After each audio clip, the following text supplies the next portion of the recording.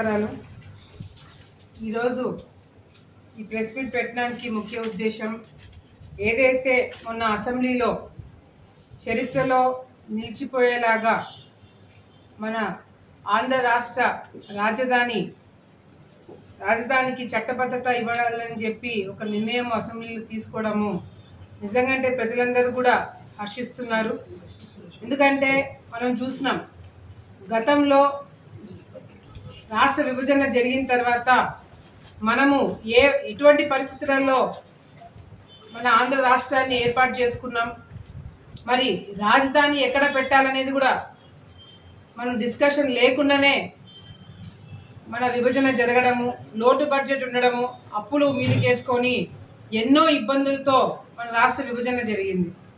విభజన జరిగిన తర్వాత మరి ముఖ్యమంత్రి గారికి చంద్రబాబు నాయుడు గారికి అప్పుడు ఒక పెద్ద బాధ్యత ఏంటంటే అసలు రాజధాని లేని రాష్ట్రంగా మనము విడిపోయినాము. రాజధాని పెట్టాలంటే ఎక్కడ పెట్టాలని చెప్పి చాలా చర్చలు చేసిన తర్వాత విజయవాడ గుంటూరు మధ్యన పెట్టాలని చెప్పి అప్పుడు ఒక నిర్ణయం తీసుకోవడం జరిగింది. ఆ నిర్ణయానికి మరి అప్పట్లో జగన్మోహన్ రెడ్డి గారు ప్రతిపక్షంలో ఉన్నప్పుడు ఒక డిబేట్, ఒక చర్చ అసెంబ్లీలో జరిగింది. ఆ చర్చ జరిగినప్పుడు మేమందరం కూడా, మేము వైఎస్ఆర్సీపీ పార్టీలో ఉన్నాం అప్పట్లో, ఆ డిస్కషన్ జరిగినప్పుడు కూడా ఎక్కడ కూడా ఎటువంటి అబ్జెక్షన్ పెట్టకుండా జగన్మోహన్ రెడ్డి గారు మేము మద్దతు ఇస్తున్నాము, అమరావతి రాజధానిగా ఉండాలని చెప్పి మేము మద్దతు ఇస్తున్నామని చెప్పి చాలా క్లియర్గా చెప్పడం జరిగింది. నేను ఇక్కడే ఇల్లు కట్టుకుంటాను అని చెప్పి చెప్పడం జరిగింది. మా వాళ్ళందరూ ఇక్కడే ఇల్లు కట్టుకుంటారని చెప్పి చెప్పడం జరిగింది. కానీ ఒక పక్కన సపోర్ట్ చేస్తూనే ఇంకో పక్కన అదే రైతుల భూమి ఎవరైతే ఇస్తామని ముందుకు వచ్చారో రాజధానికి భూమి 30,000 ఎకరాలు దాదాపుగా స్వచ్ఛందంగా రైతులు ముందుకొచ్చి ఇవ్వాలని అనుకున్నారు. ఎక్కడ కూడా లాఠీ చార్జ్ జరగలేదు, ఎక్కడ కూడా రైతులు ధర్నాలు చేయలేదు, ఎక్కడ కూడా మహిళల పైన దాడులు చేయలేదు. స్వచ్ఛందంగా ముందుకొచ్చారు. వాళ్ళకి కావాల్సింది ఏందనేది అడిగినారు. కానీ తగినట్టుగానే ప్రభుత్వం అప్పట్లో ఇస్తామని చెప్పి చెప్పడం జరిగింది. కేవలం 60 రోజుల నుంచి 90 రోజుల మధ్యన ఇంత తక్కువ సమయంలో అన్ని వేల ఎకరాలు ప్రభుత్వంకి రాజధాని కోసం ఇవ్వడం అనేది దేశంలో ఎప్పుడు కూడా జరగలేదు. అది కేవలం చంద్రబాబు నాయుడు మాత్రమే సాధ్యమైందని గర్వంగా ఈరోజు మేము తెలియజేసుకుంటున్నాం. మరి అటువంటి రాజధాని మేము మద్దతు ఇస్తున్నామని చెప్పంగానే రైతులు భూమి ఇవ్వడానికి ముందుకు వస్తుంటే వాళ్ళ భూములు కాలుస్తారు, వాళ్ళ పంటను కాలుస్తారు, భూమి ఇవ్వద్దని చెప్పి బెదిరిస్తారు. ఒక పక్కన అవి కూడా చేస్తారు. కానీ ఏదేమైనా భూమి ఇవ్వాలని నిర్ణయించుకొని రైతులు అప్పుడు ఇవ్వడం జరిగింది. ఇది ఒక పక్కన జరుగుతూనే మరి 30,000 ఎకరాలు భూమి ఇచ్చిన తర్వాత ఆ ప్రభుత్వము రాలేకపోయింది. జగన్ ప్రభుత్వం వచ్చిన తర్వాత, వైఎస్ఆర్సీపీ నాయకులు అధికారంలోకి వచ్చిన తర్వాత కూర్చోడానికి అసెంబ్లీ ఎవరు కట్టించినారు? హైకోర్టు ఎవరు కట్టించినారు? ఇవన్నీ ఉమ్మడి రాష్ట్రంలో ఉన్నప్పుడు కట్టినవి కాదు. చంద్రబాబు నాయుడు గారు 14-19 టైంలో కట్టించిన భవనాల్లోనే ఈరోజు అసెంబ్లీలు కూడా జరుగుతున్నాయి. జగన్మోహన్ రెడ్డి గారు వచ్చిన తర్వాత రాజధానిని అభివృద్ధి చేస్తారేమో, ఇంకా గొప్పగా ఏమైనా చేస్తారేమో అని చెప్పి నమ్మి ఓట్లేసిన వాళ్ళ పరిస్థితి ఏంటి? ఒక్క రాజధాని కాదు, నేను ఇంకొక రెండు రాజధానులు ఇస్తాను మీకు అని చెప్పి ఏదో చాక్లెట్లు బిస్కెట్లు ఇచ్చినట్టుగా 3 రాజధానులని చెప్పి ఆంధ్ర రాష్ట్రాన్ని నవ్వుల పాలన చేసింది జగన్మోహన్ రెడ్డి. దేశంలో ఎక్కడ కూడా ఈ 3 రాజధానులు లేవు. అటువంటిది ఒక రాజధాని కట్టుకోవడానికి మనకి లోటు బడ్జెట్తో డబ్బులు లేక ఇబ్బందులు పడుతుంటే ఈయన 3 రాజధానులు కట్టిస్తాడంట.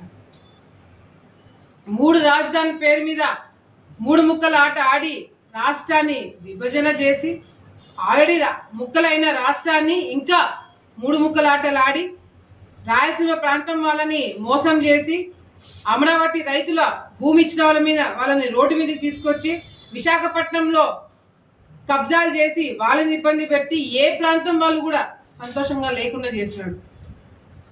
మరి అదేవిధంగా మొన్న రాజధానికి చట్టబద్ధత అమరావతికి ఇవ్వాలని చెప్పి అసెంబ్లీలో చర్చ జరిగితే దాని గురించి ఒక్క వైసీపీ నాయకుడు దీని గురించి స్పందించారు. దీని గురించి ఒక్కరు మాట్లాడరు. ఇంకా మొన్న నేను ఇందాక పేర్నేని నాన్నగారిది ప్రెస్ మీట్ చూసా. ఆయన అంటున్నారు జగన్మోహన్ రెడ్డి గారు ప్రభుత్వం వచ్చిన తర్వాత మేము చాలా గొప్ప పనులు చేసినాము. చంద్రబాబు నాయుడు ఏం చేస్తున్నాడు? ఒక హైకోర్టు కట్టినాడు, ఒక అసెంబ్లీ కట్టినాడు, 2-3 బిల్డింగ్లు కట్టినాడు, కొన్ని రోడ్లు వేస్తున్నాడు. దీనికా రాజధాని అని చెప్పి మాట్లాడుతున్నారు. మరి వీళ్ళేం చేస్తున్నారు? సరే మేము అన్నే చేశామని చెప్పి మీరు మాట్లాడుతున్నారు కదా, మరి వైసీపీ నాయకులు మీరు అధికారంలోకి వచ్చిన తర్వాత రాజధాని కోసం మీరు ఎంత డబ్బు ఖర్చు పెట్టినారు? పోలవరం కోసం ఎంత డబ్బు ఖర్చు పెట్టినారు? ఇరిగేషన్ ప్రాజెక్టుల గురించి ఎంత ఖర్చు పెట్టారు? ఏమీ లేదు, అన్ని సున్నా. ఏమి వీళ్ళు ఖర్చు పెట్టారంట, వీళ్ళు అభివృద్ధి చేయరంట, కానీ మేము ఎందుకు తక్కువ చేశామని చెప్పి మా మీద ప్రశ్నిస్తున్నారు. ఏమాత్రమైనా ఇంగిత జ్ఞానం ఉండి మాట్లాడుతున్నారా అని చెప్పి ఈ సందర్భంగా వాళ్ళకి తెలియజేసుకుంటున్నాం. ఈరోజు రాజధాని అమరావతి అని చెప్పిన తర్వాత జగన్మోహన్ రెడ్డి గారు ఇల్లు కట్టుకున్నారు, విశాఖపట్నంలో కూడా ఇల్లు కట్టుకున్నారు, ఆయనకి రాయలసీమలో కూడా ఇల్లు ఉంది. అంటే ఈయనలాగా మిగతా ప్రజలందరూ కూడా 3 ఇల్లు కట్టుకోవాలంటనా? రాజధాని 3 ఉంటే. ఈరోజు రాజధాని అమరావతి అని గర్వంగా చెప్పుకోతట్టుగా చంద్రబాబు నాయుడు తీసుకున్న నిర్ణయము కేంద్రంలో కేబినెట్ ఒప్పుకొని ఇప్పుడు లోక్సభలో చర్చ, తర్వాత రాజ్యసభలో చర్చ, ఆ తర్వాత మన ప్రెసిడెంట్ ఆఫ్ ఇండియా ఆమోదం తీసుకొని బయటికి వస్తే తెలుగు వారు, ఆంధ్ర రాష్ట్రము ప్రజలందరూ కూడా, వచ్చే తరాలు కూడా చంద్రబాబు నాయుడు గారిని కూటమి ప్రభుత్వాన్ని గుర్తుపెట్టుకుంటారు.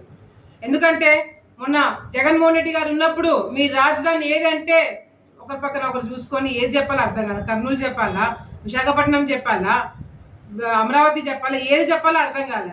కానీ ఇప్పుడు గర్వంగా మా రాజధాని అమరావతిని గర్వంగా చెప్పుకోదట్టుగా ఈరోజు మేము చర్యలు తీసుకున్నాం. అంతేకాదు ముఖ్యమైన ఉద్దేశం ఇక్కడ ఇంకోటి ఏదైనా ఉందంటే, పరిశ్రమలు ఏదైనా వచ్చి అమరావతిని డెవలప్ చేయాలంటే, ఏదైనా హోటల్ కట్టాలన్నా, ఇన్స్టిట్యూట్స్ పెట్టాలన్నా, పెద్ద పెద్దవి ఏమన్నా ఇన్వెస్ట్మెంట్ రావాలంటే కూడా ఇది బాగానే ఉంది, మేము పెడతాము. రాజకీయ కోణం పక్కన పెడితే పరిశ్రమలు పెట్టడానికి మేము వచ్చిన వాళ్ళు రేపు పొద్దున మళ్ళీ ఏదైనా పొరపాటున వాళ్ళు వస్తే, రాజధాని మారుస్తే మా పరిస్థితి ఏంటని చెప్పి వాళ్ళు మొత్తుకుంటుంటే చంద్రబాబు నాయుడు గారు ఆలోచన చేశారు.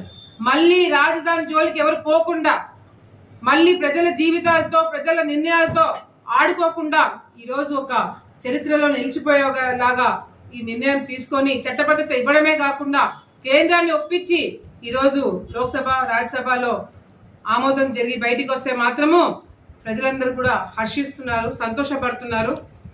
ఈ తుగ్లక్ లాంటి పరిపాలన మళ్ళీ పొరపాటున కూడా రాదు, రాకుండా చేస్తాము. కానీ ఒకవేళ వచ్చినా కూడా ప్రజలకు ఇబ్బంది లేకుండా రాజధాని కాపాడుకోవడానికి నిర్ణయం తీసుకున్నాం. ఈరోజు రాయలసీమనే చూసుకుంటే హైకోర్టు తీసుకొస్తామని చెప్పి పాలాభిషేకాలు చేసినారు. హైకోర్టు కాదు కదా, బెంచ్ కూడా ఇవ్వలేకపోయినారు. మేము ఫస్ట్ నుంచి మా స్టాండ్ బెంచ్ మేము అప్రూవ్ చేయడం జరిగింది. అంతేకాకుండా రాయలసీమకి ప్రాజెక్టులు అన్నారు. ఎక్కడ తీసుకొచ్చారు ప్రాజెక్టులు? చివరి ఆయకట్టు వరకు నీళ్లు తీసుకురావాలని ఎప్పుడైనా ఏ రోజైనా మాట్లాడినారా? అంతెందుకు ఈరోజు తెలుగంగ ఆఫీస్లో మనం కూర్చున్నాం, ఇరిగేషన్ డిపార్ట్మెంట్ ఆఫీస్లో కూర్చున్నాం.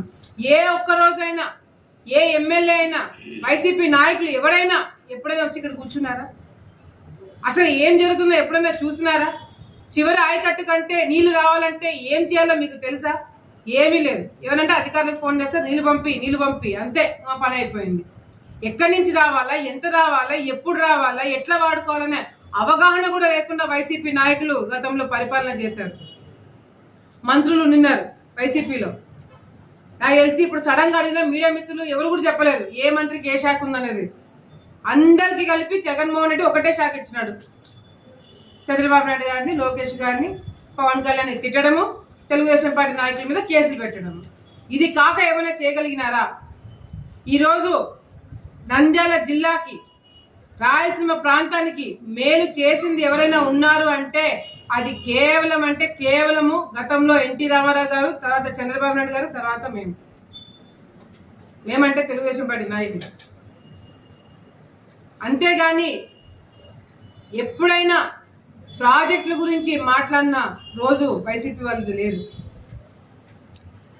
Lift irrigation, Rayalaseema lift irrigation గురించి చాలా పెద్ద పెద్ద మాటలు మాట్లాడినారు. ఇది రాయలసీమ లిఫ్ట్ ఇరిగేషన్ కేవలం కమిషన్లు కక్కుర్తిపడి రాయలసీమ వాసులు, జగన్మోహన్ రెడ్డి రాయలసీమకి మేలు చేశాడు, రాయలసీమ పులి అని చెప్పుకొని తిరుగుతున్న ఇదే రాయలసీమ వైసీపీ నాయకులకి మేము ఒకటే ప్రశ్నిస్తున్నాం.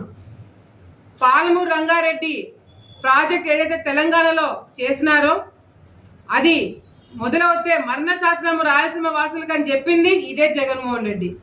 కానీ ఆ ప్రాజెక్టు కాంట్రాక్టర్ ఎవరు? పెద్దిరెడ్డి గారు. అంటే రాయలసీమ ఇక్కడ మోసం చేయడానికి రాయలసీమలో డైలాగులు కొడతారు, అక్కడికి వెళ్ళంగానే ప్రాజెక్టులు తెచ్చుకున్నారు. ఇది వీళ్ళ పరిపాలన, ఇది వీళ్ళ రాజకీయం అని స్పష్టంగా ప్రజలు గమనించి చూశారు. కాబట్టే వాళ్ళు వద్దనుకొని ప్రతిపక్ష హోదా కూడా లేకుండా వాళ్ళని పక్కన పెట్టడం జరిగింది. ఈ రోజు మేము మాటిస్తున్నాం, చంద్రబాబు నాయుడు గారి దగ్గరికి ఎప్పుడు వెళ్ళినా మీ అందరికి కూడా తెలుసు, ఆలగడ్డ ప్రాంతానికి నీళ్లు రావాలంటే ఎంత కష్టపడాలో మేము. ప్రతిసారి కూడా చంద్రబాబు నాయుడు గారిని అడిగిన ప్రతిసారి కూడా వెంటనే కింద స్పందిస్తారు, అధికారులకు ఆదేశాలు ఇస్తారు. ఈరోజు చివరి ఆయకట్టు వరకు నీళ్లు వస్తున్నాయి. మొన్నటికి మొన్న మీటింగ్లో మీరే చూశారు, ఆలగడ్డకి నీళ్ళు ఇవ్వలేమన్నారు. ఇప్పుడు బ్రహ్మాండంగా నీళ్ళు వస్తున్నాయి. 27వ బ్లాక్ వరకు నీళ్ళు వస్తున్నాయి. ఏప్రిల్ 10 వరకు నీళ్ళు తెప్పిగలుగుతున్నామంటే అది మా ప్రభుత్వము ప్రజల మీద ఉండే ఆలోచన, కమిట్మెంట్ అని గర్వంగా ఈరోజు తెలియజేసుకుంటున్నాం. మాకు మా ప్రభుత్వంలో అధికారులతో, మంత్రులతో, ముఖ్యమంత్రితో కొట్లాడే స్వేచ్ఛ మాకుంది. అదే గతంలో వాళ్ళు కొట్లాడినారా? కొట్లాడితే మిమ్మల్ని బతికనిచ్చేవాడా జగన్మోహన్ రెడ్డి? మిమ్మల్ని ఉండనిచ్చేవాడా? కానీ ఈరోజు మా ప్రభుత్వంలో పనులు జరగకపోతే మేము కొట్లాడి సాధించుకోవడానికి ఫ్రీడము మాకుంది. ఈరోజు ప్రజలందరూ కూడా ఒకటే మాట, రాజధాని అమరావతి ప్రతి ఒక్కరు కూడా హర్షిస్తున్నారు. చంద్రబాబు నాయుడు గారి కూటమి ప్రభుత్వాన్ని మెచ్చుకుంటున్నారు.